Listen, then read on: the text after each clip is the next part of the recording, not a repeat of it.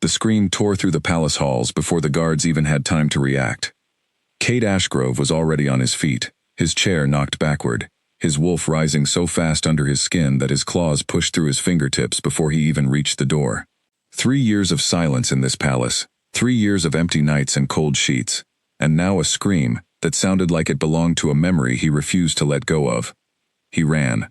The stone corridors of Ashgrove Palace blurred past him, torches flickering as he passed, his boots striking the floor in a rhythm that matched his racing heart. His guards fell into step behind him, weapons drawn, faces tense. Nobody knew what was happening. Nobody except Cade, who felt it before he heard it a second time. The bond.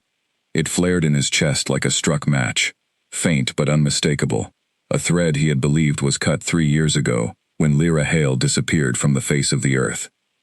He had told himself for 3 years that the thread he still felt some nights was only grief, playing tricks on him. Mates who died did not leave a pulse behind, and yet here it was again, alive, trembling, pulling him forward through the palace like a rope around his ribs. He reached the front courtyard just as the gates groaned open. A woman stood in the gap between the iron doors, swaying on her feet, her clothes torn and dusted with the dirt of a long road.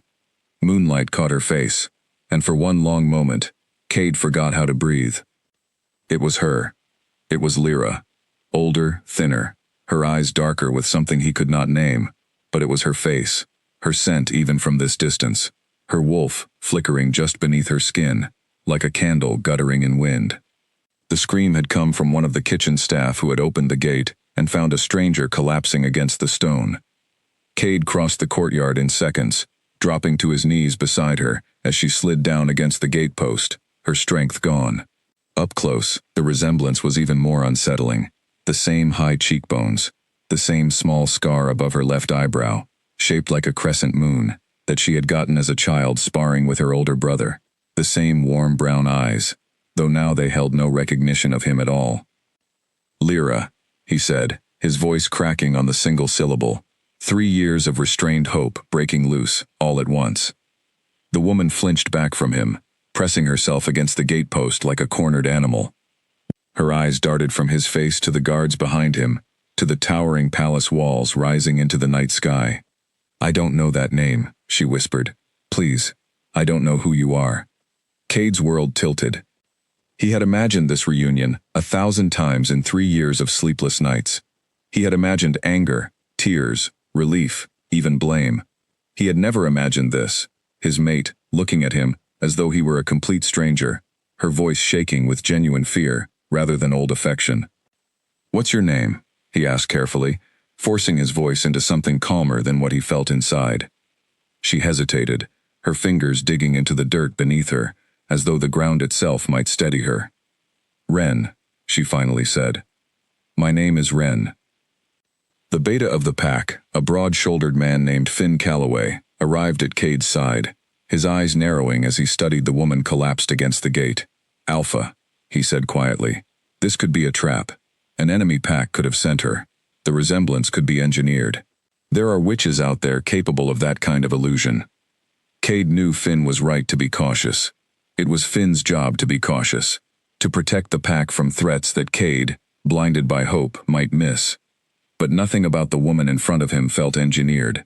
Her fear was raw, her confusion was real, and the bond pulling at his chest did not care about tactics or threats. It only cared that the person on the other end of it had finally come home. "Bring her inside," Cade said, gently, "and send for Odette." Odette was the pack's eldest healer and witch, a woman who had served 3 generations of Ashgrove Alphas, and who understood magic in ways that most wolves never bothered to learn. If something unnatural had happened to Lyra, Odette would be the one to find it. They carried Ren, as she called herself, into one of the private guest chambers on the 2nd floor of the palace, far from prying eyes, but close enough to the Alpha's own quarters that Cade could reach her within seconds if needed. She did not fight them as they moved her, but her eyes stayed wide and watchful the entire time, tracking every guard, every doorway, every shadow, like someone who had spent years expecting danger from every direction. When they laid her on the bed, she pulled her knees to her chest and stared at Cade, as though she were trying to solve a puzzle with no visible pieces. "You know me," she said. It was not quite a question. I do, Cade answered. Better than I know myself some days. I don't remember you. Her voice cracked slightly. I don't remember anything before 3 days ago. I woke up in a forest, with no idea how I got there. No idea who I was. Nothing. Except a name that felt wrong the moment I said it out loud. Ren. It doesn't feel like mine, but it's the only name I have. Cade felt something cold settle into his stomach. A fear far worse than grief. Grief, at least, was something he understood. This was new territory, uncertain and dangerous. What's the last thing you do remember? He asked, sitting carefully on the edge of a chair near the bed, keeping distance between them, even though every instinct in his body wanted to close the gap. Ren's brow furrowed as she searched through whatever fragments remained in her mind. Walking, she said slowly. I remember walking for a long time, following a road that seemed to know where it was going, even when I didn't. Something in me kept pulling me forward, toward this place, like a compass I couldn't turn off. Her eyes flicked to him again, uncertain. Toward you, maybe. The bond. Even without her memories, even without knowing his name, or her own history, the mate bond had pulled her home. Cade held on to that thought like a lifeline. Whatever had been done to her, whatever had stolen 3 years and a lifetime of memories, it had not been strong enough to sever the thread that connected them. That meant it could be undone. A soft knock came at the door, and Odette entered, her silver hair pulled back in a simple braid, her sharp eyes immediately fixing on the woman on the bed. She did not rush forward. Instead, she stood in the doorway for a long moment, studying Ren the way a scholar studies an old and dangerous book. May I approach? Odette asked Ren directly, her voice gentle. Ren nodded, though her shoulders remained tense. Odette crossed the room slowly and knelt beside the bed, taking Ren's hand in both of hers. She closed her eyes, her lips moving in a language older than the palace itself, older than the pack, older than most things Cade had ever encountered. The air in the room grew heavier, charged with something that made the hair on Cade's arms rise. After several long minutes, Odette opened her eyes and released Ren's hand with a slight tremor in her own fingers. There is a binding on her mind, Odette said quietly, turning to Cade. Not a natural loss of memory. Something was placed there deliberately, layered and careful, meant to hold for a very long time. Can you undo it? Cade asked immediately. Odette's expression was grave. Bindings like this are not simple locks that can be picked with the right key. They are woven into the mind itself. Force it open carelessly, and you risk destroying what memories remain, rather than restoring them. This must be approached with patience. She glanced at Ren, whose face had gone pale at the conversation happening around her, as though she were a puzzle rather than a person. I am sorry to speak of you as though you are not in the room. This is your mind we are discussing, and you have every right to be part of that decision. Ren swallowed hard. Will it hurt, undoing it? It may, Odette admitted honestly, but leaving it may hurt more, in ways less visible. A binding this deliberate was placed by someone who wanted your memories gone for a reason. That reason has not disappeared simply because you cannot remember it. Cade watched Ren absorb this, watched her wrestle with the terrifying idea of choosing to remember a past she could not currently imagine. He wanted to reach for her hand, to offer comfort the way he would have 3 years ago without a second thought, but he held himself back. She did not know him. Touching her without invitation would only make her feel more like a prisoner, in a place that was supposed to be her home.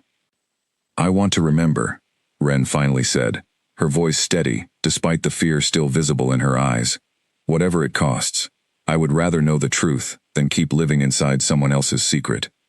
Cade felt a swell of pride and grief mingled together. That was Lyra's voice in her words, even if she did not recognize it herself. Lyra had always chosen truth over comfort, even when the truth was painful. Some things, it seemed, survived even the deepest binding. We will begin the process carefully, Odette said. It will take time. Days, perhaps weeks, depending on how deeply the binding was set. I will need to work with her mind slowly, one thread at a time, to avoid causing harm. Cade nodded, though every part of him wanted answers immediately. Wanted his mate back whole and unbroken tonight, rather than after days of careful, painstaking work. But he had learned patience in the 3 years of her absence, learned it the hard way, through nights when patience was the only thing standing between him and complete despair. "Take whatever time you need," he told Odette. "Her safety and her well-being matter more than speed." Finn, who had been standing silently near the door throughout the examination, finally spoke. "Alpha, a word, if I may." Cade rose and followed his beta into the hallway, leaving Odette to continue speaking softly with Ren, explaining what the coming days might look like. "I don't like this," Finn said quietly, once the door was closed behind them. "Someone with the skill to bind a mind this deeply is not a minor threat. This is the work of someone powerful, someone who wanted her gone specifically, not killed, but erased. That takes intention. That takes resources most enemy packs don't have." "You think it's someone within our own borders," Cade said. It was not really a question. He had already been turning the same thought over in his mind since the moment he saw the binding confirmed. "I think we cannot rule it out," Finn said carefully. 3 years ago, when Lyra vanished, we searched every enemy territory within 100 miles. We found nothing. No ransom, no body, no trace of a struggle beyond her abandoned cloak at the border stream. What if we were looking in the wrong direction the entire time? Cade's jaw tightened. The idea that someone inside his own pack, someone who ate at his table and stood in his court, might have taken Lyra from him and buried her memory somewhere in the dirt of a forest 3 years later, was almost too much to consider. And yet Finn's instincts had rarely failed him before. "Keep this quiet for now," Cade said. "I don't want panic in the pack, and I don't want whoever did this to know we suspect them before we have proof. Increase security around her chamber. Nobody enters without my knowledge or yours." Finn nodded once, sharp and certain. "Understood, Alpha." Cade returned to the guest chamber to find Ren sitting up against the headboard, her knees still drawn to her chest, watching Odette gather small bundles of dried herbs from a leather satchel. The healer glanced up as Cade entered. "I will return in the morning to begin the first session," Odette said. "Tonight, she should rest. The body needs strength before the mind can safely be unwound." Odette gathered her things and left the room, offering Ren a small, reassuring smile on her way out. That left Cade alone, with the woman who was his mate, and yet, in every way that mattered to her, a complete stranger. Silence stretched between them, heavy, but not entirely uncomfortable. Ren studied him with open curiosity now that the immediate crisis had passed, her fear settling into something more like cautious wonder. "You really loved her," Ren said quietly. "Whoever I was to you. I can see it in your face when you look at me." "I still do," Cade said simply. "That hasn't changed, no matter what your mind has forgotten." Ren was quiet for a long moment, her fingers picking absently at a loose thread on the blanket covering her lap. "It must be strange," she said eventually, "looking at someone you love and seeing someone who doesn't know you at all." "It is," Cade admitted. He had never been a man who hid from difficult truths, and he saw no reason to start now. "But you're here. Whatever happened to you these last 3 years, whoever tried to erase you, they failed. You found your way back to me even without your memories. That matters more than I can put into words." Something flickered across Ren's face, too brief and complicated for Cade to read clearly.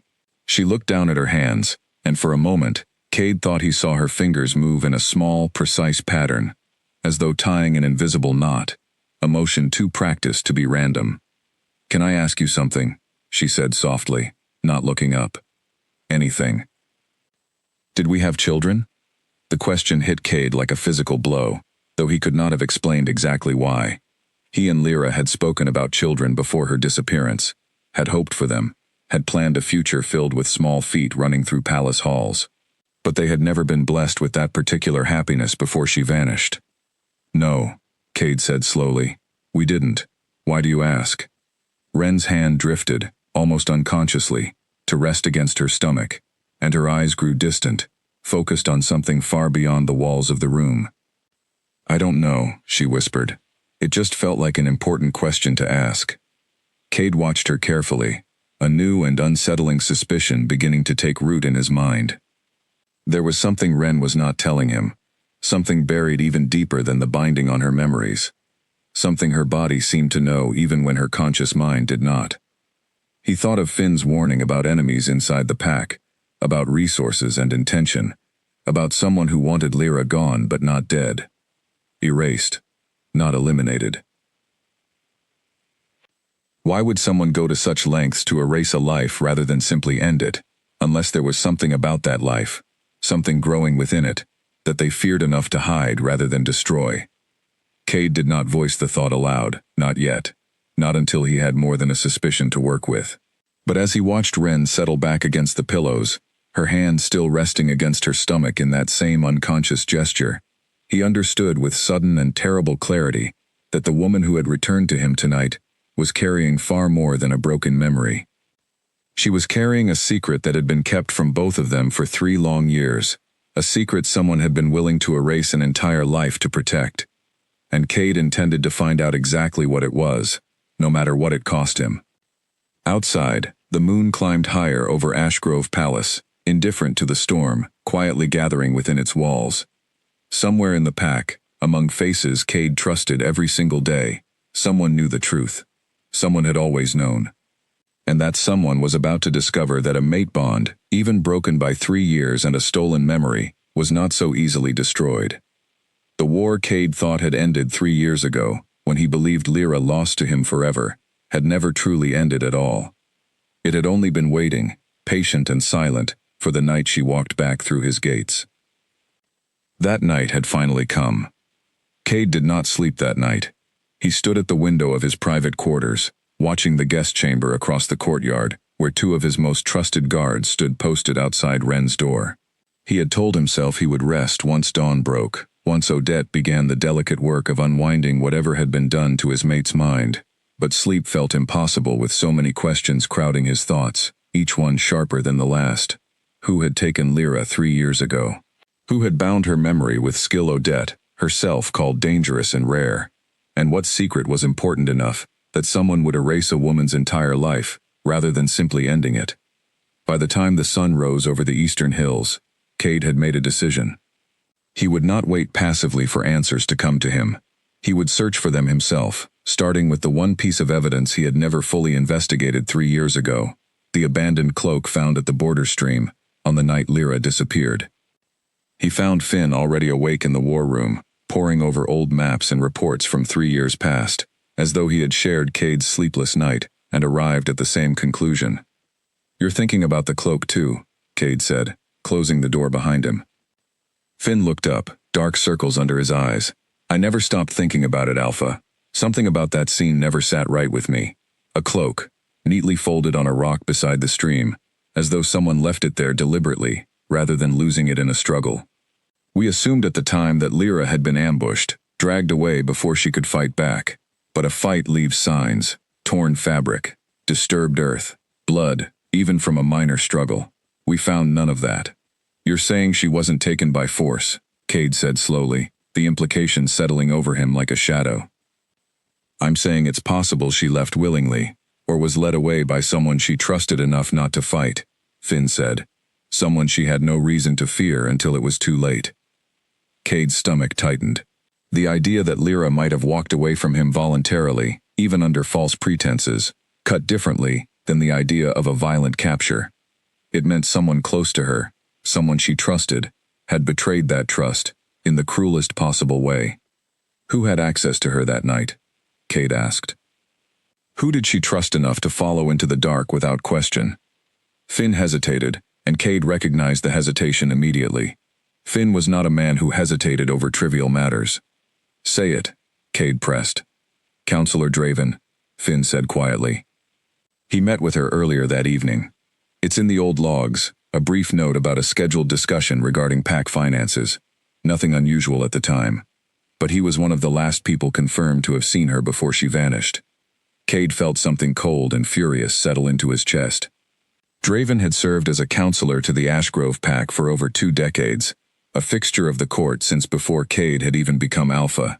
He was an old friend of Cade's late father, a man who had helped guide the pack through difficult transitions, who had stood beside Cade at his own coronation. The idea that Draven could be responsible for something this monstrous felt almost impossible to accept. And yet Cade had learned, over years of leading a pack through political dangers both obvious and hidden, that the men most trusted were sometimes the ones with the most to hide. "We say nothing to him," Cade said finally. Not yet.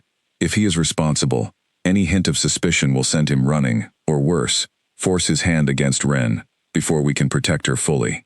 We watch, we gather proof, and we protect her with everything we have, until we know for certain. Finn nodded, already reaching for a fresh sheet of parchment to begin planning quiet surveillance. Cade left the war room and made his way back toward the guest chamber, his mind heavy with the weight of the morning's revelations. He found Odette already there, seated beside Ren's bed, a small bundle of dried lavender, and something silvery and unfamiliar spread across a cloth on her lap. Ren looked up when he entered, and something in her expression had shifted overnight. The raw fear from the previous evening had softened into something more curious, more open, as though a small part of her had begun, against all logic, to trust the strange world she had woken into. "Good morning," she said, and there was almost a smile in it, small and uncertain but real. "Good morning," Cade replied, and found himself unable to stop the answering warmth that spread through his chest at the sight of her, memory or no memory. "How did you sleep?" "Better than I expected," Ren admitted, "though I dreamed strange things, voices I couldn't place. A room I don't recognize, with pale blue curtains and a wooden crib in the corner." Cade went very still. "A crib." He forced his expression to remain neutral, though his mind raced immediately to the conversation from the night before, to the unconscious way Ren's hand had drifted to her stomach when she asked whether they had ever had children. "Do you remember anything else about the room?" he asked carefully, keeping his voice light, casual, though every instinct in him strained toward the question like a hound on a scent. Ren frowned, concentrating. "Just fragments. A song, maybe, though I couldn't tell you the words. And a feeling. Overwhelming and warm, but also frightened. As though I was hiding something precious and trying desperately to keep it safe." Odette, who had been quietly preparing her materials, looked up sharply at this, exchanging a brief glance with Cade that confirmed she had caught the same significance in Ren's words that he had. "We should begin the session," Odette said gently to Ren. "These fragments are good signs. They tell me the binding is not impenetrable, only deeply layered. If you're ready, we can start peeling back the first layer today." Ren nodded, though Cade could see her hands trembling slightly where they rested in her lap. He moved to sit in the chair beside the bed, close enough to offer silent support without crowding her. "Would it help if I stayed?" he asked. Ren considered this for a long moment before nodding. "I think it would. Even though I don't remember you, something about you feels steady, like an anchor." The words settled warmly into Cade's chest, despite the tension of the moment. Even without her memories, some part of Lyra recognized him, trusted him, reached for him instinctively. That recognition, however small, was worth holding on to through whatever difficult truths the coming days might reveal. Odette began the session slowly, her hands hovering just above Ren's temples without touching her, murmuring words in that same ancient language from the night before. The air in the room thickened again, charged with quiet energy that made the candle flames on the bedside table flicker, despite the absence of any breeze. Ren's breathing grew shallow, her eyes fluttering closed, her body tensing, as though bracing against an invisible current. Cade watched, his hands clenched at his sides, forcing himself to remain still despite every instinct urging him to intervene, to protect her from whatever discomfort the process was causing. Minutes passed in tense silence, broken only by Odette's low chanting and the occasional soft, pained sound from Ren. Finally, Odette lowered her hands and stepped back, her own face pale with the effort of the working. Ren's eyes opened slowly, filled with tears that spilled freely down her cheeks. "I remember running," she whispered, her voice raw. "Running through a forest, at night, with something wrapped tight against my chest. I remember being so afraid that if I stopped moving, even for a moment, someone would catch us. Us." The word hung in the air between them, heavy with implication. "Who was with you?" Cade asked gently, though his heart was already pounding against his ribs, already anticipating an answer that would change everything. Ren's hand rose again to her stomach, that same unconscious gesture from the night before, but this time her eyes met Cade's directly, filled with a dawning horror as fragments of memory continued surfacing. "Not who," she said slowly. "What? I was carrying something. Someone." Her breath caught. "A child." The room fell utterly silent. Cade felt the floor tilt beneath him, though he had not moved an inch. 3 years. 3 years of believing Lyra dead, of grieving alone in a palace that had once been filled with plans for a future they would build together. And all that time, somewhere in the world, hidden and afraid, there might have been a child, his child. Are you certain? Odette asked carefully, her healer's instincts clearly recognizing the delicate nature of the moment, even as her own curiosity burned bright in her eyes. I don't know, Ren said, tears still falling freely.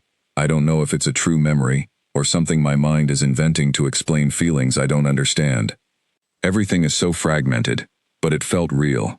It felt more real than anything else I've remembered since I woke up in that forest 3 days ago. Cade rose from his chair and knelt beside the bed, close enough now to take Ren's hand without overstepping the careful boundaries they had established.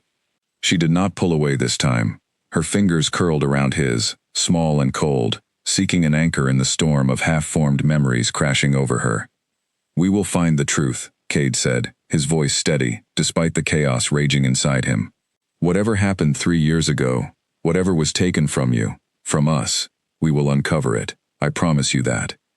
Ren looked at him, her tear-filled eyes searching his face, as though trying to memorize features she could not yet recall loving. Why does it feel like you already suspect who did this? She asked quietly. I can see it in your eyes. You have a name in your mind.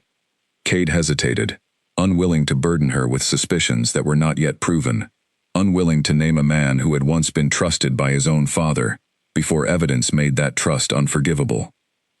But he had promised her truth, and he intended to honor that promise, even when it was difficult. There is someone I'm beginning to suspect, he admitted.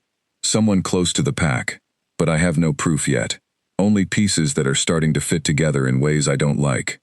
I won't act on suspicion alone, not when it could put you, or a child who might exist somewhere in this world, at even greater risk. Ren absorbed this with a slow nod, her exhaustion from the session evident in the heaviness of her movements.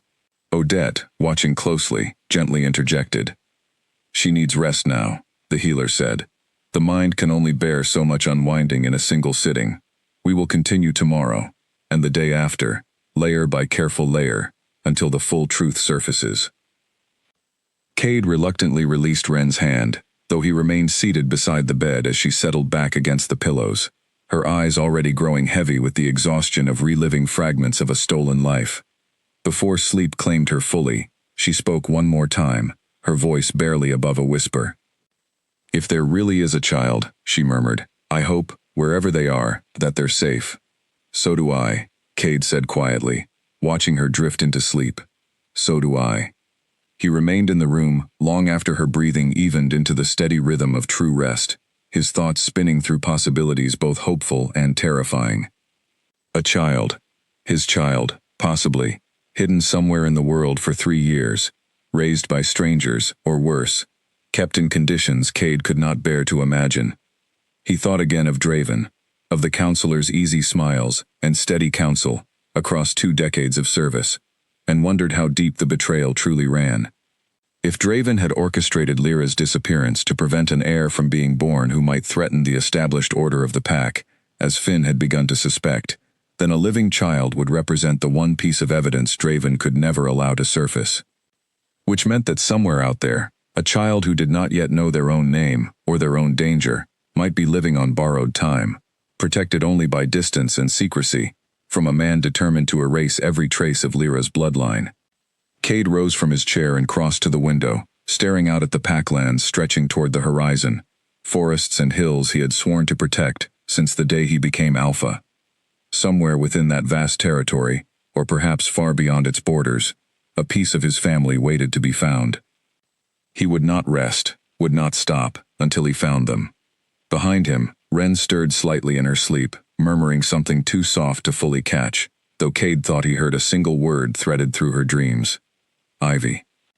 He committed the name to memory, instantly, uncertain whether it belonged to the child from her fragmented recollections, or to some other piece of the past, still buried beneath layers of stolen memory. Either way, it felt important, a thread waiting to be pulled, a clue waiting to be understood. The morning light strengthened outside the window, chasing away the last shadows of night, but inside Cade's chest, The shadows of suspicion and hope tangled together into something far more complicated than either grief or joy alone. His mate had returned to him, with no memory of their life together, carrying instead a secret, buried so deep that even she did not fully understand its shape. But secrets, no matter how carefully hidden, had a way of surfacing eventually. And Cade intended to make certain this one did, no matter what it cost him, no matter whose loyalty it shattered, no matter how deeply it forced him to look into the heart of a pack he had trusted for his entire life. 3 days passed, in careful, exhausting sessions, each one peeling back another thin layer of the binding wrapped around Ren's mind. By the 4th morning, she remembered her own name without hesitation. Lyra. She said it aloud for the first time at breakfast, testing the shape of it on her tongue, as though trying on an old coat that no longer quite fit. Cade watched her expression shift from uncertainty to something like recognition, a flicker of familiarity crossing her features before settling into quiet acceptance. "It feels right," she said softly, setting down her spoon. "Strange, but right, like a word I used to know in another language." Cade allowed himself a small, cautious smile. Progress, however slow, was still progress. Each fragment Lyra recovered brought them one step closer to understanding what had happened 3 years ago, and one step closer to finding the child who might be waiting somewhere, for a mother who did not yet fully remember her. Odette arrived shortly after breakfast, her expression more serious than usual, as she settled into her now familiar chair beside the bed. "Today's session may be more difficult," the healer warned. "We're approaching what I believe is the core of the binding, the memory, or memories, it was specifically designed to protect. The layers around it have grown thinner these past few days, but the center itself will resist more fiercely. Whoever cast this working invested significant power into guarding this particular truth." Lyra's jaw tightened, but she nodded, with the same quiet determination Cade had come to recognize as fundamentally hers, memory or not. "I want to know," she said, "whatever it costs." The session began as the others had, with Odette's hands hovering above Lyra's temples and the low murmur of ancient words filling the room. But this time, the air grew colder rather than simply charged, and the candle flames did not merely flicker, they guttered violently, as though something within the working itself resisted being disturbed. Lyra's body arched slightly against the pillows, a soft cry escaping her lips. Cade half rose from his chair, every protective instinct screaming at him to intervene, but Odette shot him a sharp look that stilled him in place. "Do not break the connection," the healer warned through gritted teeth, sweat beading on her brow despite the coolness of the room. "It could trap fragments of memory permanently out of reach." Cade forced himself to remain seated, his hands gripping the arms of the chair so tightly his knuckles whitened, watching helplessly as Lyra's face contorted through waves of remembered pain and fear. Minutes stretched into what felt like hours, though the clock on the mantel insisted only a quarter hour had passed. Finally, Lyra's body went slack, and Odette lowered her hands, breathing heavily from the effort of the working. For a long moment, nobody in the room spoke, the only sound the ragged breathing of the 2 women who had just endured something neither Cade nor anyone else present could fully understand. Lyra opened her eyes slowly, and this time, when she looked at Cade, there was no confusion in her gaze at all, only grief, sharp and immediate, as though 3 years of separation had collapsed into a single unbearable moment. "Cade," she whispered, and his name in her voice, spoken with full recognition for the first time since her return, nearly broke him. He was at her side instantly, gathering her hands into his own, searching her face for confirmation that this was real, that the woman looking back at him truly knew him now, rather than merely accepting his presence out of necessity. "I remember," Lyra said, tears spilling freely down her cheeks.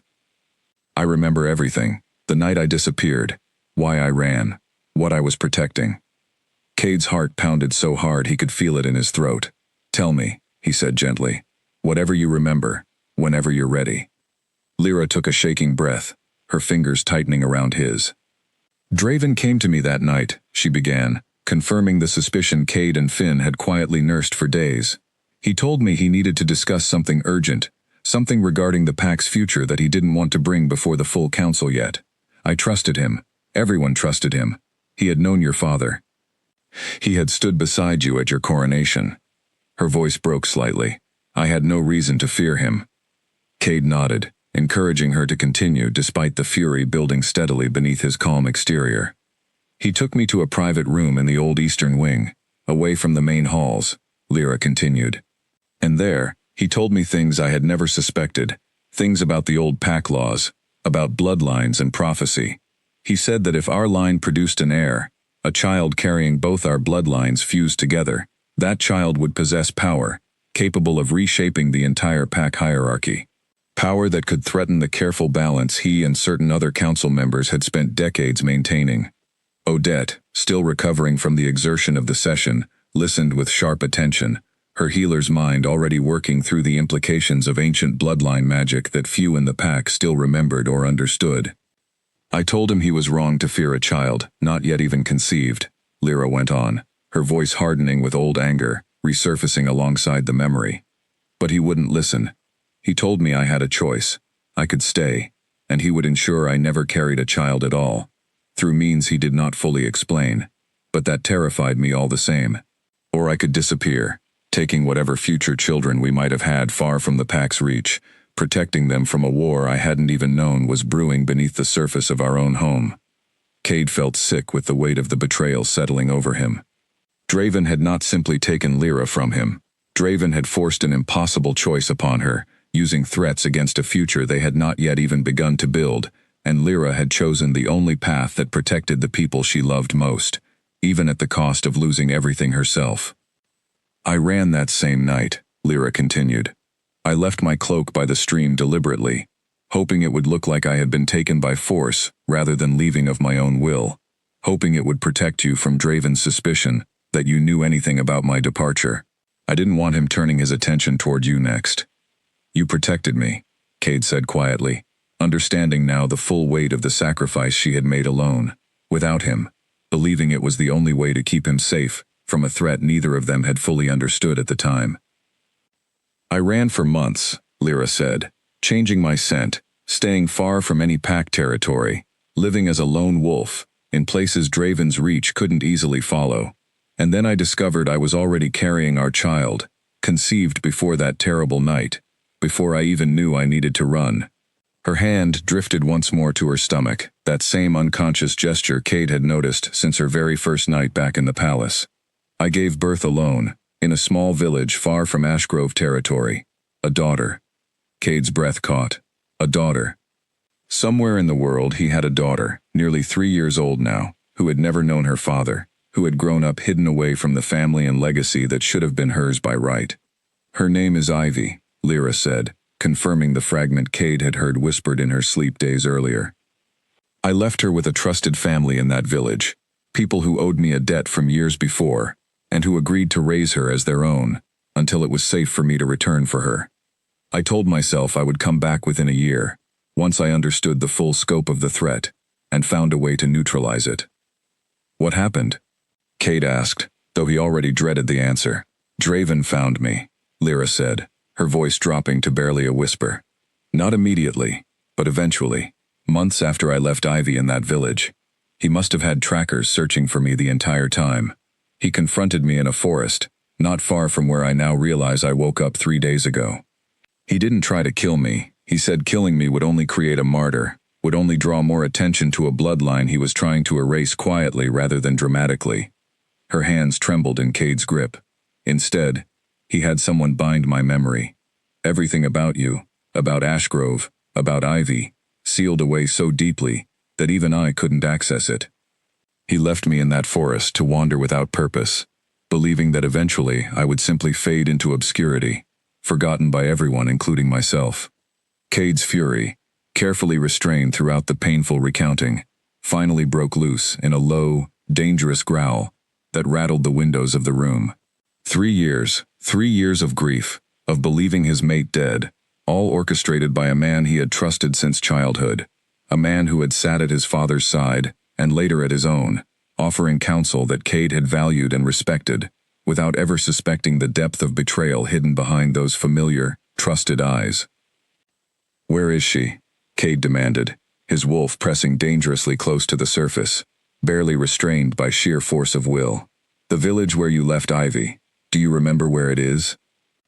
Lyra closed her eyes, concentrating, drawing on the newly recovered memories with visible effort.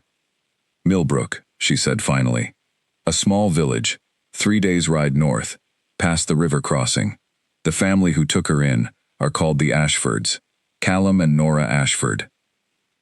Cade rose immediately, already calculating logistics, already planning the fastest route north, already assembling in his mind the team he would need to retrieve his daughter safely and swiftly, before Draven could learn that Lyra's memory had been restored and move to silence the last remaining evidence of a threat he had spent 3 years trying to erase. But even as urgency consumed him, a colder thought settled alongside it, sharp and unwelcome. If Draven had gone to such extraordinary lengths to erase Lyra's memory, rather than simply killing her, what might he be willing to do now, upon learning that his carefully constructed secret was unraveling? A man desperate enough to bind a mind for 3 years was a man capable of far worse when cornered. "We need to move quickly," Cade said, turning to find Finn already standing in the doorway, having clearly heard enough of the conversation through the door to understand the gravity of the situation without needing further explanation. "I'll assemble a team within the hour," Finn said grimly. "Small, fast, and quiet. We can't risk word reaching Draven before we're already on the road." Lyra struggled to sit up fully, determination burning through the exhaustion still evident on her face. "I'm coming with you," she said firmly, leaving no room for argument. "She doesn't know me. Not really. Not after 3 years apart. If you arrive without me, a strange woman claiming to be her mother, she'll be terrified. I need to be there." Cade wanted desperately to protect her, to insist she remained safely within the palace walls while he handled the danger himself. But he had learned enough about Lyra, both the memories she carried and the instincts that survived even her forgetting, to know that argument would be both useless and disrespectful of everything she had already endured and overcome. "Then we go together," he said instead, moving to her side and helping her rise from the bed. "But you stay close to me the entire journey. Draven has already proven what he's capable of. I won't risk losing either of you again." Lyra nodded, steel returning to her spine, even as exhaustion still shadowed her eyes. "Agreed." Odette, watching the exchange with quiet approval, rose as well, gathering her materials back into her satchel. "The binding is fully broken now," she confirmed. "There may be occasional gaps, small fragments that take time to fully surface, but the core of what was taken from you has been restored. You are yourself again, Lyra Hale, in full." Lyra reached out and clasped the healer's hand gratefully. "Thank you," she said quietly, "for giving me back my own mind, for giving me back my daughter's name." As preparations for the journey north began in earnest throughout the palace, urgent whispers passing between trusted guards assembling weapons and supplies, Cade found himself standing once more at the window of his private quarters, watching the sun begin its slow descent toward evening. Somewhere north of the river crossing, in a village called Millbrook, a little girl who did not yet know her father's face was living under a borrowed name, protected by strangers who had kept a promise for 3 long years. And somewhere within his own palace walls, a counselor who had betrayed everything Cade believed about loyalty and trust was about to discover that the secret he had buried so carefully 3 years ago was rising back to the surface, unstoppable now, carried forward by a mother's restored memory and a father's unbreakable determination. The war Cade had sensed brewing since the night Lyra returned through his gates had finally revealed its true shape. It was not a war against some distant enemy pack, not a battle fought at contested borders. It was a war within his own walls, against a man who had spent decades earning trust, only to spend it all on erasing the family Cade had never stopped hoping to reclaim. Cade turned from the window as the last preparations were finalized, Lyra at his side, Finn's team assembled and ready at the gates. Whatever waited for them on the road to Millbrook, whatever dangers Draven might still attempt to unleash now that his secret was unraveling, Cade was ready to face it. His daughter was waiting. And nothing, not distance, not deception, not even a counselor's desperate betrayal, would keep him from bringing her home. The road north to Millbrook cut through dense forest and rolling hills, and Cade set a pace that pushed both wolves and horses to their limits, stopping only when absolutely necessary.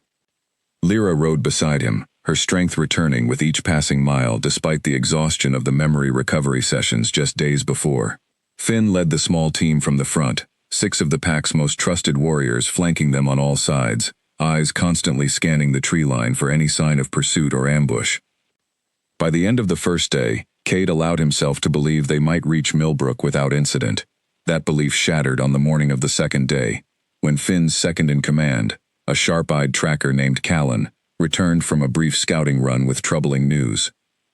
"We're being followed," Callan reported, dismounting quickly beside the small clearing, where the group had paused to rest the horses. "2 riders, staying well back, but matching our pace exactly, since sometime yesterday afternoon. They're skilled. I almost missed them twice." Cade's jaw tightened. Draven's men. "Likely," Finn agreed grimly. "Which means he already knows Lyra's memory has been restored, and he's guessed where we're headed." Lyra's face paled slightly, though her voice remained steady. "If he knows about Millbrook, he may have already sent someone ahead, someone who could reach Ivy before we do." The thought sent a spike of cold fear through Cade, sharper than anything he had felt since the night Lyra first walked back through his palace gates. He had assumed, perhaps naively, that they held the advantage of surprise, that Draven would not learn of their journey until it was already too late to interfere. That assumption now lay in ruins. "We need to move faster," Cade said, already swinging back into his saddle. "And we need eyes on Millbrook itself, someone who can reach the village ahead of any threat Draven might send." Finn nodded and turned to Callan. "Take the fastest horse. Ride ahead through the night if you have to. Find the Ashford family, the ones sheltering the child, and warn them. Tell them help is coming, but tell them to trust no one else who arrives claiming to be sent by us." Callan was already remounting before Finn finished speaking, and within moments he had disappeared down the forest road at a pace none of the others could hope to match, his wolf blood lending him speed few riders could rival. The rest of the group pressed onward, the pursuing riders still shadowing them at a careful distance, close enough to maintain contact but far enough to avoid direct confrontation. Cade found the restraint unsettling. If these were simply Draven's agents sent to monitor their progress and report back, their caution made sense. But if they were meant to intercept, to strike before the group ever reached Millbrook, their hesitation suggested they were waiting for something. Perhaps reinforcements, perhaps a better opportunity along the road ahead. That opportunity, or so it seemed, arrived as dusk settled over the forest on the second evening, just as the group reached a narrow pass between 2 steep, rocky hillsides, the kind of terrain that offered little room to maneuver, and even less visibility of what might wait beyond the next bend. Finn called a halt at the mouth of the pass, his instincts clearly matching Cade's own growing unease. "This is exactly the kind of place I wouldn't want to walk into blind," he said quietly. "We don't have time to find another route," Cade said, glancing at the darkening sky. Millbrook was still a full day's ride beyond the pass, and any delay now increased the risk that whatever threat Draven had dispatched toward Ivy might arrive before they could reach her. Lyra, sensing the tension radiating from both men, urged her horse forward slightly. "I know this land," she said unexpectedly. "Fragments are still returning to me, but I remember traveling through this pass once before, years ago, before any of this began. There's a narrow trail along the eastern ridge that bypasses the main path through the pass entirely.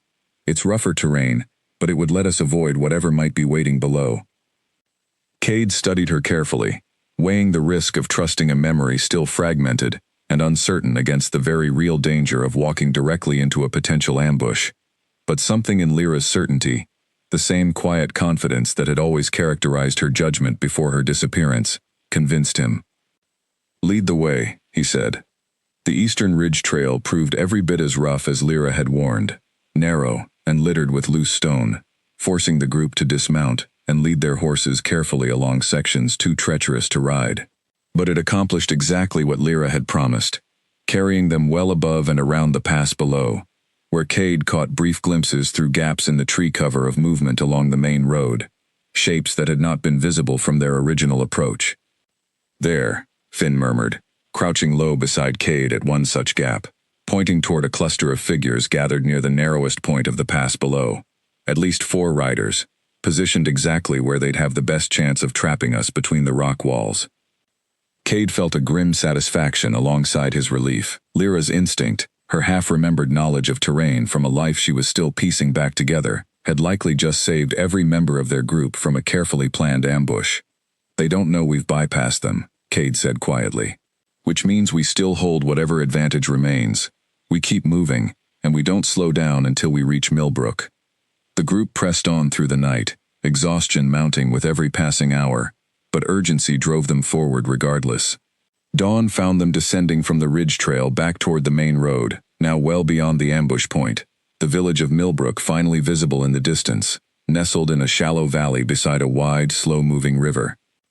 Relief flooded through Cade at the sight of it, quickly tempered by fresh worry when he realized Callan, who should have reached the village hours ahead of them, was nowhere to be seen along the approach. "Something's wrong," Finn said, voicing the same fear already tightening in Cade's chest. They entered Millbrook cautiously, the small village quiet in the early morning light, smoke rising from a few scattered chimneys, as residents began their daily routines, with no apparent awareness of the danger that might be closing in around them. Cade scanned every face they passed, searching for any sign of Callan or any indication of trouble, finding neither. Lyra led them directly toward a modest cottage on the village's eastern edge, its shutters painted a faded blue, a small garden struggling valiantly against the encroaching autumn chill along its front path. "This is it," she said, her voice tight, with a mixture of hope and fear. "The Ashford home." Cade dismounted quickly and approached the door, Lyra close behind him, Finn and the remaining warriors fanning out cautiously to secure the perimeter. Before Cade could knock, the door opened from within, revealing a weathered man in his middle years, his expression wary and guarded. "Callum Ashford," Lyra said, relief evident in her voice at recognizing him despite the years that had passed. "It's Lyra. I've come back, just as I promised I would." Callum's eyes widened with recognition, though his wariness did not fully dissipate. "Lyra," he glanced past her toward Cade and the assembled warriors, his hand tightening on the doorframe. "A rider came through last night, warning us that danger might be following you here." A young man, moving fast, barely stopped long enough to deliver the message, before continuing on to check the village's other approaches. "Callan," Finn said, stepping forward. "Where is he now?" Callum shook his head. "He left before dawn. Said he wanted to scout the northern road for any sign of trouble before it reached the village. He hasn't returned yet." A cold knot of worry settled in Cade's stomach at this news, but he forced himself to focus on the more immediate priority. "Is she safe?" he asked, unable to keep the desperate hope from his voice. "Ivy, is she here? And is she safe?" Callum's expression softened slightly at the raw emotion in Cade's question, and he stepped back from the doorway, gesturing them inside. "She's safe," he confirmed. "My wife took her and our own children to the root cellar the moment the warning arrived. Just as a precaution, please, come in, quickly, before you're seen lingering at the door." Cade and Lyra followed Callum into the modest but warm interior of the cottage, the scent of wood smoke and baking bread filling the air, despite the tension of the moment. Callum led them toward a trapdoor set into the kitchen floor, knocking a specific pattern against the wood before lifting it carefully. "Nora," Callum called down softly, "it's safe. Lyra has returned, just as she promised." A rustling sound echoed up from the darkness below, followed by the soft creak of someone climbing a wooden ladder. A woman emerged first, her face careworn but kind, relief washing visibly over her features at the sight of Lyra, standing safely in her kitchen, and behind her, small and hesitant, climbed a child. Cade's breath caught entirely in his chest. The little girl who emerged from the cellar had dark, tousled hair and wide, curious eyes, the exact shade of amber gold that Cade saw every time he looked in a mirror, a color unmistakably inherited from generations of Ashgrove alphas before him. She clutched a worn cloth doll tightly against her chest, peering up at the strangers filling her family's kitchen, with a mixture of shyness and cautious curiosity. "Ivy," Nora said gently, crouching beside the child. "Do you remember what we told you about your mother? That she might come back for you someday?" The little girl's eyes moved slowly from Nora's face to Lyra's, studying her with the careful, searching attention of a child, trying to match a stranger to a story she had been told but never fully understood. And then, slowly, hesitantly, she took a small step forward. "Mama?" Ivy asked, her voice barely above a whisper. Lyra sank to her knees, tears streaming freely down her face, opening her arms without pushing forward, allowing her daughter the space to close the distance herself. "Yes, sweetheart," she said, her voice thick with 3 years of longing finally finding its answer. I'm here. I'm so sorry it took me so long.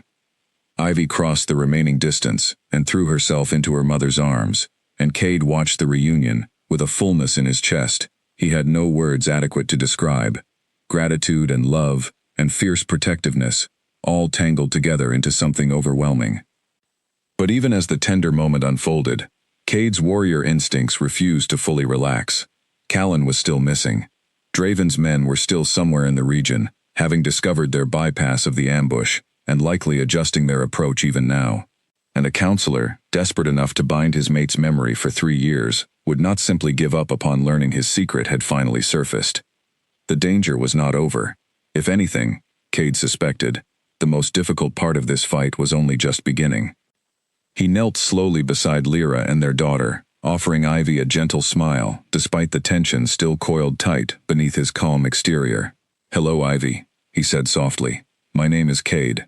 I've been waiting a very long time to meet you." Ivy studied him with the same careful curiosity she had shown Lyra, her small hand still gripping her mother's sleeve tightly. "Are you my papa?" she asked with the direct honesty only a child could manage. "I am," Cade confirmed, his voice rough with emotion he made no effort to hide. Ivy considered this information with visible seriousness for a long moment, before extending her worn cloth doll toward him, a gesture of trust that struck Cade far more deeply than any formal welcome could have. "This is Pip," she said solemnly. "He protects me from bad dreams." Cade accepted the introduction with the gravity it deserved, and for a brief moment, surrounded by his small, newly reunited family, within the warmth of the Ashford cottage, the weight of the danger still gathering beyond its walls, receded just enough to let him feel something he had not felt in 3 long years. Hope, whole and unbroken, finally within reach. But outside, in the forests and roads surrounding Millbrook, Draven's men were regrouping, adjusting their strategy now that their ambush had failed and their quarry had reached the village unscathed. And somewhere among them, though none in the cottage yet knew it, Callan lay wounded, having discovered far more than he ever intended about the true scale of the threat closing in around the family Cade had traveled so far and risked so much to reclaim. The peace of the reunion, however precious, would not last long. Callan stumbled into Millbrook just before midday, one arm hanging useless at his side, a shallow gash along his temple crusted with dried blood, but alive. Finn reached him first, catching the younger warrior as his legs finally gave out from the exertion of the journey back. "What happened?" Finn demanded, though his tone carried more concern than command. "Ran into 3 of them on the northern road," Callan managed, breathing hard. "Draven's men, no doubt about it. I recognized one of them, a mercenary called Garrick, who's worked border disputes for coin before. They weren't expecting me to be scouting ahead. I got the drop on them, but not before they got a few good hits in first." Cade emerged from the Ashford cottage at the commotion, Lyra close behind him, Ivy still clinging to her mother's hand. He crossed the small garden quickly, his expression darkening as he took in Callan's injuries. "Did you learn anything?" Cade asked, though the urgency in his voice made clear he already suspected the answer would not be reassuring. Callan nodded grimly, accepting a water skin from Finn and drinking deeply before continuing. "Before I fought my way clear, I overheard them talking. They're not just here to intercept us on the road anymore, Alpha. They have new orders. Draven sent word ahead, through some kind of relay, faster than we could have anticipated. He knows we've reached Millbrook. He knows about the child." A cold silence fell over the small gathering. Cade felt Lyra's hand tighten around his arm, her fear for Ivy radiating through the simple contact. "What are the orders?" Finn asked, though his tightened jaw suggested he already anticipated something grim. "They're to take the child," Callan said quietly, glancing toward Ivy, with visible reluctance to speak such things in front of her. "Alive, but away from you both. Draven apparently believes that separating the bloodline, keeping the heir isolated and under his control, gives him more options than an outright confrontation would."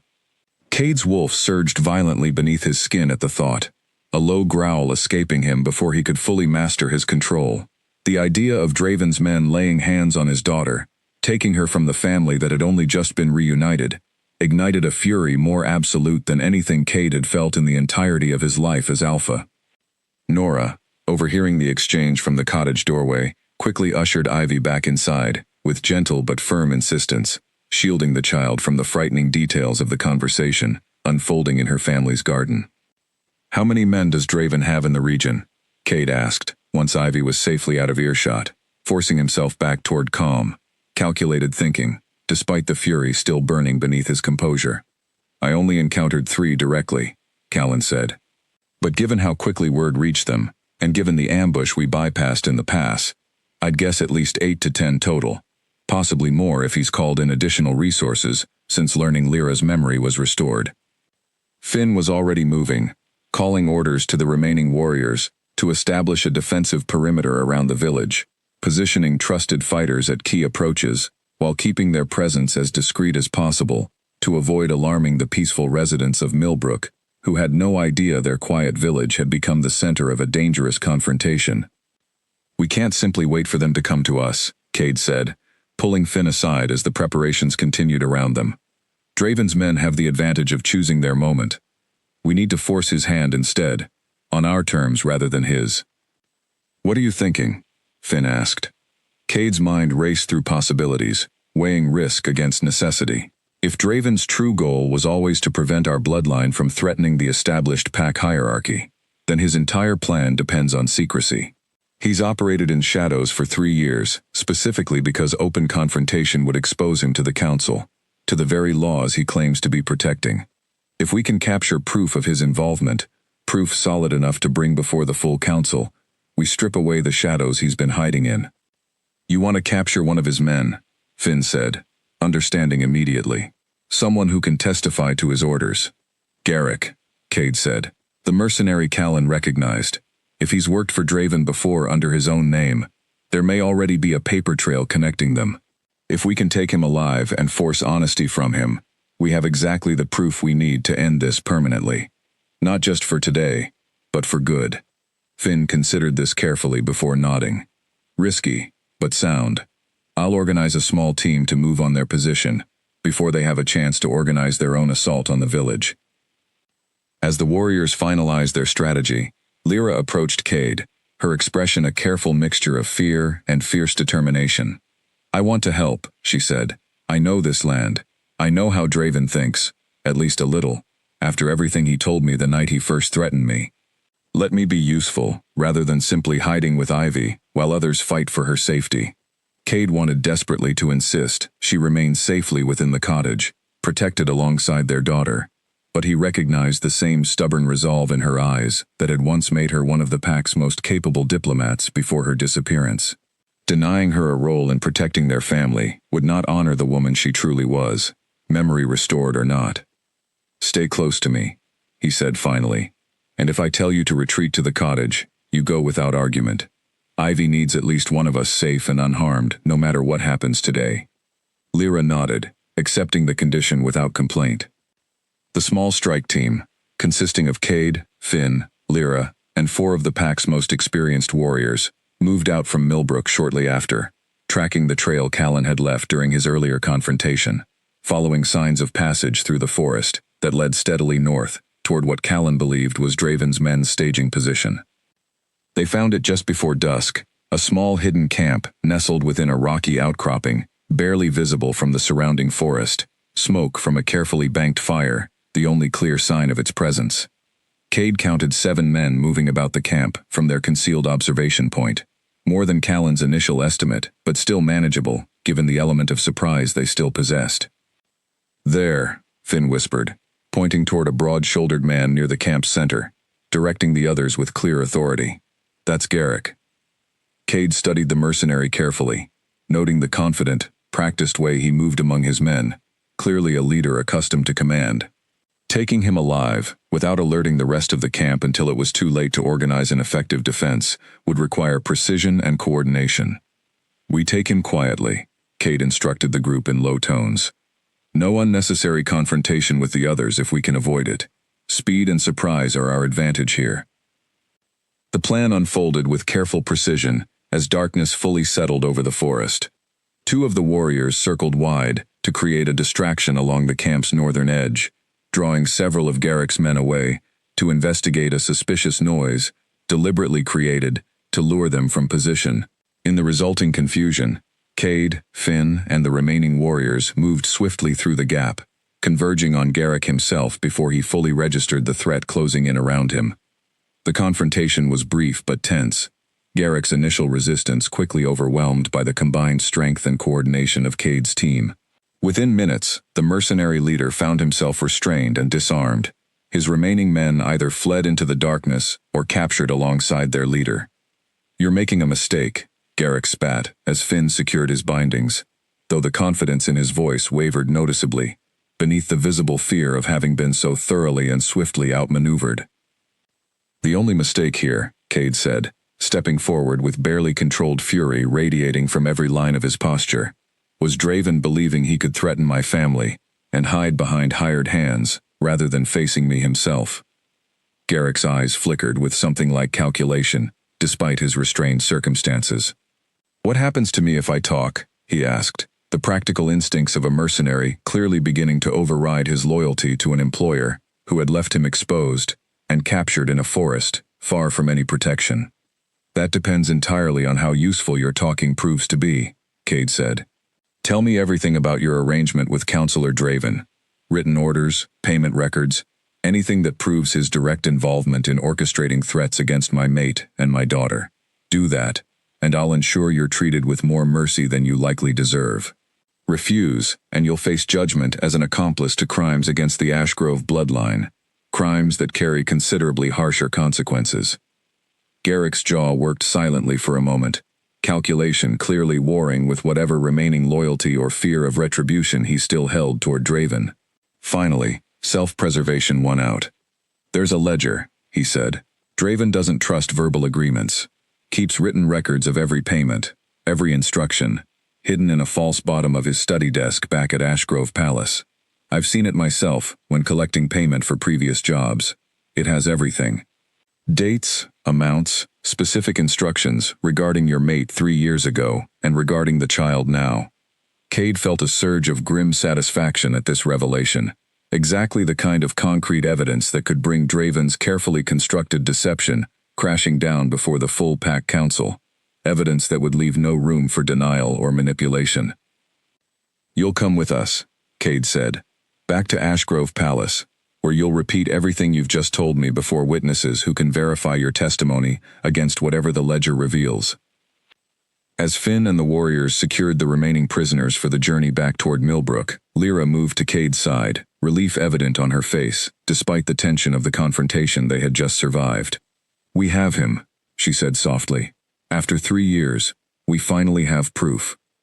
"Almost," Cade said, though he allowed himself a small measure of hope, alongside the caution still guiding his thoughts. "We still need to retrieve that ledger, and we still need to ensure Draven doesn't discover our success here before we're prepared to move against him directly. A cornered man, especially one with 3 years of careful planning behind him, may still have dangerous options remaining." The group returned to Millbrook under cover of darkness, their captives secured and closely guarded, the immediate threat to Ivy's safety neutralized for the moment, though far from fully resolved. Cade knew that Draven, upon learning of Garrick's capture and the failure of his ambush, would not simply retreat quietly. A man who had spent 3 years constructing an elaborate deception to protect his position within the Pack hierarchy would fight desperately to prevent that deception from finally collapsing around him.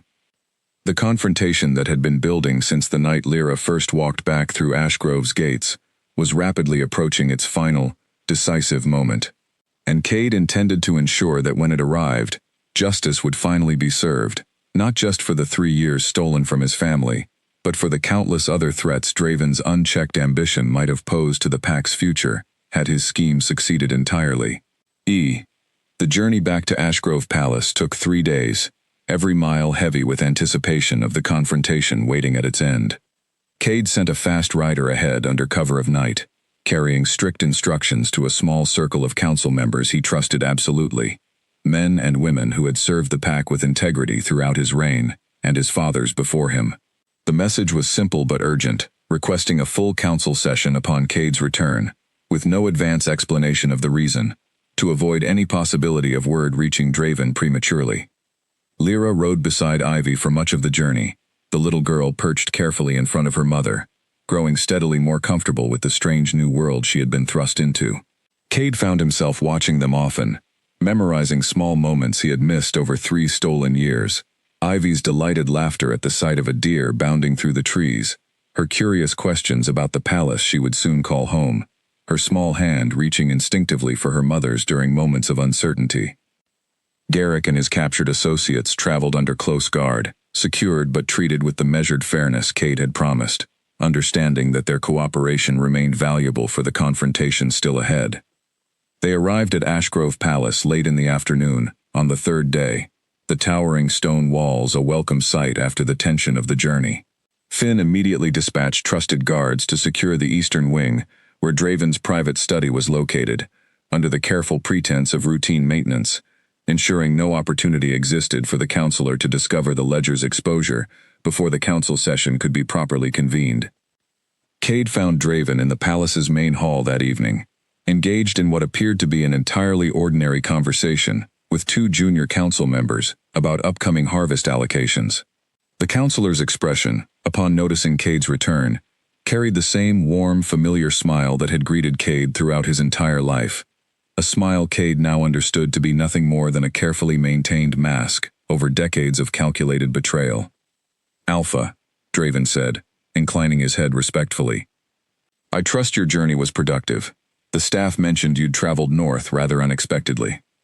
"Productive is one word for it," Cade replied, forcing his voice into the same measured calm he had cultivated throughout years of political dealings, giving nothing away of the fury simmering beneath his composed exterior.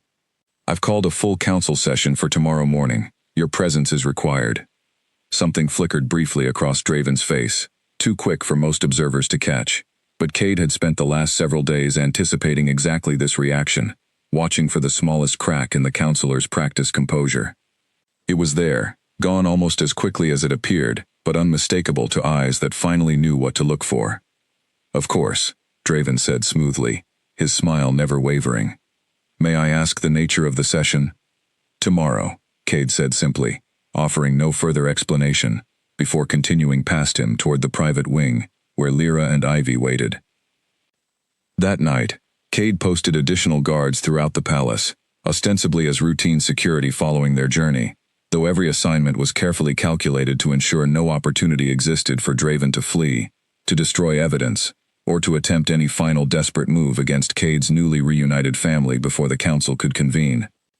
The full council gathered the following morning in Ashgrove's Grand Hall, a room reserved for only the most significant pack matters, its high stone ceiling and ancient tapestries lending weight and solemnity to whatever business brought the assembled leaders together. Cade stood at the head of the long council table, Lyra seated beside him, with Ivy held protectively in her lap, Finn positioned near the door, alongside 2 additional guards. Draven arrived precisely on time, taking his customary seat among the council members with an outward calm that Cade now recognized as a carefully maintained performance rather than genuine composure. "Thank you all for gathering on such short notice," Cade began, his voice carrying clearly through the hall. 3 years ago, my mate, Lyra Hale, disappeared from this palace, under circumstances we believed at the time to be an enemy attack. I stand before you today to correct that misunderstanding." Murmurs rippled through the assembled council members as Cade gestured for Lyra to rise, the woman many of them had genuinely mourned as lost or dead standing before them now, whole and clearly very much alive. "Lyra did not disappear due to enemy action," Cade continued, his eyes fixed deliberately on Draven, watching every subtle shift in the counselor's expression. "She was threatened, forced to flee for her own safety, and the safety of a child she was carrying, by a member of this very council who feared that our bloodline, once united through an heir, would threaten the balance of power he had spent decades cultivating." The murmurs sharpened into audible gasps as several council members turned instinctively toward Draven, whose careful composure was finally beginning to fracture under the weight of open accusation. "This is a serious claim, Alpha," Draven said, his voice tight but still controlled. "I hope you have evidence to support it, rather than simply the confused recollections of a woman who by all accounts suffered some manner of memory affliction." "I do," Cade said, and gestured toward the hall's entrance, where Finn opened the doors to admit Garrick, still under guard, but no longer bound, his expression grim, but resolved as he faced the assembled council. "This man," Cade continued, "was hired to intercept my mate and daughter on the road, under direct orders from Councillor Draven. He has agreed to testify to the full extent of that arrangement, and has provided information regarding a ledger, hidden within Draven's own study, documenting years of payments and instructions related to this scheme." The color drained visibly from Draven's face as Finn produced the ledger itself, recovered from its hidden compartment the previous evening under careful, discreet search, and placed it before the assembled council members. The eldest council member present, a stern but fair woman named Odalys, who had served the pack for over 4 decades, opened the worn leather cover and began scanning the entries within, her expression growing steadily more severe with each page she examined. "These records span nearly 3 years, Odalys said finally, looking up with cold fury, directed squarely at Draven. "Payments to mercenaries, instructions regarding surveillance and interception. And here, dated precisely to the night of Lyra Hale's disappearance, payment for what is described only as ensuring a permanent solution to a bloodline concern." The hall fell utterly silent, every eye now fixed on Draven, whose carefully maintained mask had finally crumbled entirely, replaced by something desperate and cornered. "You don't understand what you're risking," Draven said, his voice rising with barely restrained panic. "The old laws exist for good reason. A bloodline fused between 2 powerful lines, carrying strength beyond what any single pack has held in generations, could destabilize everything we've built. I did what was necessary to protect this pack from a threat none of you were prepared to even acknowledge existed." "You did what was necessary to protect your own position," Cade said, his voice cold and hard, finally allowing the full weight of 3 years of grief and fury to color his words. "You stole 3 years from my mate. You forced her to give birth alone, hidden away from everyone who loved her, terrified for her own safety and her daughter's. You erased her memory entirely, condemning her to wander without purpose or identity, simply because acknowledging the truth was inconvenient to whatever balance of power you'd convinced yourself needed protecting." Draven's eyes darted around the hall, seeking any support among the assembled council members, finding only cold, condemning silence in return. Whatever alliances or loyalties he had believed he could rely upon had clearly evaporated entirely in the face of such damning comprehensive evidence. "Councillor Draven," Odalys said formally, her voice carrying the full authority of her decades of service, "you stand accused of crimes against the Ashgrove bloodline, including forced exile, memory theft through forbidden magic, and conspiracy to harm the Alpha's mate and child. How do you answer these charges?" For a long moment, Draven said nothing, his shoulders slumping as the full weight of his exposed betrayal finally settled over him. When he finally spoke, his voice carried none of its earlier confidence, only weary resignation. "I did what I believed was right," he said quietly, "whether this council chooses to understand that or not. Understanding your reasoning does not excuse your actions," Odalys said firmly.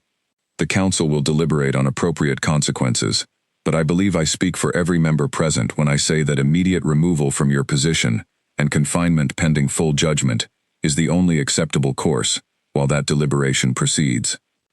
Finn moved forward at Cade's nod, along with 2 additional guards, taking Draven into custody with efficient, practiced precision. The former counselor did not resist, his fight seemingly extinguished entirely now that his 3 years of careful deception lay fully exposed before the very council he had once served with apparent distinction. As Draven was led from the hall, Cade turned to find Lyra, watching the proceedings with an expression that mixed relief and lingering grief in equal measure. 3 years of stolen time could not simply be erased by justice finally served, but the threat that had shadowed their family since the night of her disappearance was finally, definitively neutralized. Ivy, sensing the tension finally beginning to ease from the room, tugged gently at her mother's sleeve. "Is it over?" she asked quietly, her young mind clearly aware that something significant had just occurred, even without fully understanding its complexities. Lyra knelt beside her daughter, gathering her into a warm embrace. "Yes, sweetheart," she said softly. "It's finally over." Cade joined them, kneeling to complete the small circle of family that had been so violently torn apart 3 years earlier, and was now, finally, fully and safely reunited.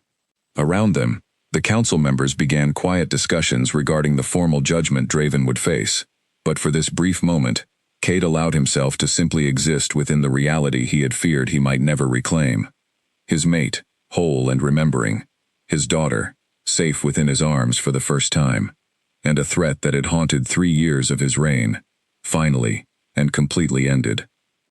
The road ahead would still require careful navigation, rebuilding trust within a council shaken by one of its own members' profound betrayal, helping Ivy adjust to a life and legacy she had never known existed, allowing Lyra space to fully process 3 years of trauma, even as her memories continued settling back into place. But for the first time since the night his mate had disappeared, Cade faced that road not with grief and desperate hope, but with his family whole and secure beside him. The Alpha King had found his lost mate, and with her, a daughter he would spend the rest of his life protecting and cherishing. Whatever challenges remained, they would face them together, as the family fate and stubborn love had finally, fully restored. 6 months passed before Ashgrove Palace truly began to feel like a place of peace again, rather than a battleground still settling from the aftershocks of betrayal.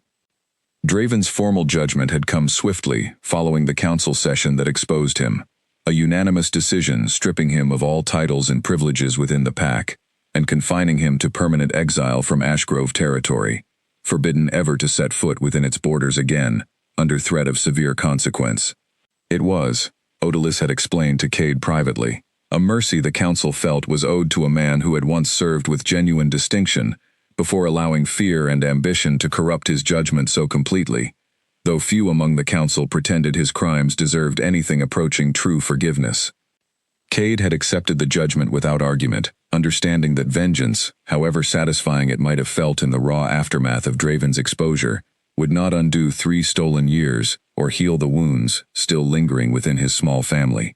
Justice, tempered with the practical wisdom the council had cultivated across generations, felt like the more sustainable path forward for a pack that needed to heal rather than simply punish. Lyra's recovery continued steadily throughout those months, the last remaining fragments of her memory settling fully into place, though she often spoke to Cade of a persistent restlessness that lingered even after every conscious gap had been filled. Odette assured them both that such lingering unease was natural, after trauma as profound as what Lyra had endured, and gradually, through patient conversations, quiet walks through the palace gardens, and the simple daily rhythms of a life finally reclaimed, that restlessness began to ease into something more like genuine peace. Ivy adjusted to palace life with the remarkable resilience children often possess, her initial shyness gradually giving way to curious confidence as she explored every corner of her new home, charmed the palace staff with her earnest questions, and formed a particularly close bond with Finn, who found himself, much to his own bemused surprise, becoming something like an honorary uncle to the small girl, who had once been a closely guarded secret and was now openly celebrated as the pack's future heir. The Ashford family, Callum and Nora, remained close, their debt to Lyra long since repaid, many times over, through the loving care they had given Ivy throughout her earliest years. Cade ensured their village received generous support from the palace treasury, a small token of gratitude for a sacrifice that had ultimately helped preserve his daughter's safety through years he could never fully repay. On a clear autumn afternoon, exactly 6 months after Draven's exile, Cade stood before the full assembly of the Ashgrove pack in the palace's central courtyard, Lyra at his side, Ivy standing between them in a small formal dress that Nora had helped select for the occasion, her dark hair carefully braided, her amber eyes bright with a mixture of excitement and solemn awareness that today marked something significant in her young life. 3 years ago, this pack believed we had lost our future Luna, Cade began, his voice carrying clearly across the assembled crowd. Hundreds of faces turned attentively toward the small family standing at the courtyard center.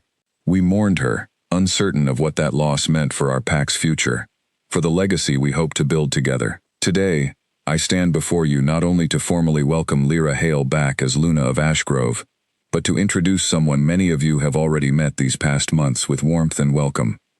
He knelt slightly, resting a gentle hand on Ivy's shoulder as she stood proudly beside her parents, clearly having practiced this moment with Lyra in the days leading up to the ceremony. This is Ivy Ashgrove, Cade continued, pride evident in every word. My daughter, and the future heir of this pack. She was hidden from danger, For the first years of her life, through her mother's courage and sacrifice, and through the kindness of a family who protected her as though she were their own. Today she stands here openly, without fear, as exactly who she has always been meant to be. The courtyard erupted in cheers and howls of celebration, the assembled pack members' joy genuine and unrestrained, a stark contrast to the fear and uncertainty that had shadowed the palace for 3 long years. Ivy, startled slightly by the enthusiastic response, pressed closer to Lyra's side, before a proud smile spread across her small face, clearly beginning to understand, in whatever way a child her age could, that she belonged here completely, and was deeply, genuinely welcomed. Lyra stepped forward as the celebration began to settle, addressing the pack directly, for the first time since her return. "I want to thank each of you," she said, her voice steady, despite the emotion clearly evident beneath her words. "For your patience during my recovery, for the warmth you've shown my daughter, and for the strength this pack demonstrated in confronting a difficult truth about someone many of you once trusted deeply. That strength, that willingness to choose truth and justice, even when it's painful, is exactly the kind of pack I am honored to call home again." As the formal portion of the ceremony concluded, and the celebration transitioned into a joyful gathering throughout the courtyard, musicians beginning to play, and long tables of food being carried out from the palace kitchens, Cade found a quiet moment to simply stand beside Lyra, watching Ivy dance happily among a small group of children from the pack, who had already fully embraced her as one of their own. "Do you remember," Lyra said softly, leaning against Cade's shoulder, "before everything happened, we used to talk about what kind of parents we wanted to be." Cade smiled, memory of those old conversations still vivid, despite everything that had happened since. "We talked about it often. Late nights mostly, when neither of us could sleep from excitement about the future we were planning." "I think," Lyra said, watching their daughter's laughter carry across the courtyard, "we're finally getting the chance to actually become those parents, even after everything that tried to stop us." Cade wrapped his arm more fully around her, pulling her close, watching the celebration unfold around them with a peace he had genuinely feared he might never experience again. "Draven believed that erasing our family would protect this pack," he said quietly, "but he was wrong about what actually makes a pack strong. It's not the absence of powerful bonds, it's exactly the opposite. It's family, chosen and born, willing to fight for each other no matter what stands in the way." Lyra turned to face him fully, her eyes bright with unshed tears, though her smile remained genuine and warm. "I love you," she said simply, the words carrying the full weight of 3 years apart finally, completely bridged. "I don't think I fully said that, since I came back, even before I remembered everything. Some part of me always knew it was true." "I love you too," Cade said, drawing her into a gentle embrace, "and I always will, whatever comes next." As evening settled softly over Ashgrove Palace, the courtyard still alive with celebration, laughter, and the warm glow of torchlight, Cade watched his small family, whole and safe after everything they had endured, and understood with complete certainty that whatever challenges the future might still bring, they would face them exactly as they had faced this one. Together, unbreakable, bound not just by an ancient mate bond but by a love that had proven strong enough to survive betrayal, distance, and even the deliberate theft of memory itself. Ivy ran back toward them eventually, breathless and laughing, throwing her arms first around Lyra and then, with growing confidence and trust, around Cade himself, her small arms barely reaching around his waist, but her embrace no less fierce for its size. "Papa," she said, looking up at him with those familiar amber eyes that would one day, Cade knew, lead this pack with the same strength and compassion both her parents had fought so hard to preserve. "Can we do this every year? A celebration, just like today?" Cade laughed, lifting his daughter easily into his arms, Lyra's hand finding his free one, as the 3 of them stood together beneath the darkening sky, stars beginning to emerge above the torchlit courtyard. "Every year," he promised, "for as long as you want, little one. This family isn't going anywhere ever again." And as the celebration continued long into the night, the Ashgrove pack fully united behind their alpha, their restored Luna, and their newly revealed heir, Cade understood that the darkest chapter of his reign had finally, completely closed. What remained now was simply life, precious and hard-won, waiting to be lived fully, by a family that had refused, against every obstacle placed before them, to be permanently torn apart. The Alpha King had lost his mate once, stolen away by betrayal and fear. But love, patient and unbreakable, had brought her home again, carrying with her a secret that had once threatened to destroy everything, but that ultimately became the very thing that made their family whole.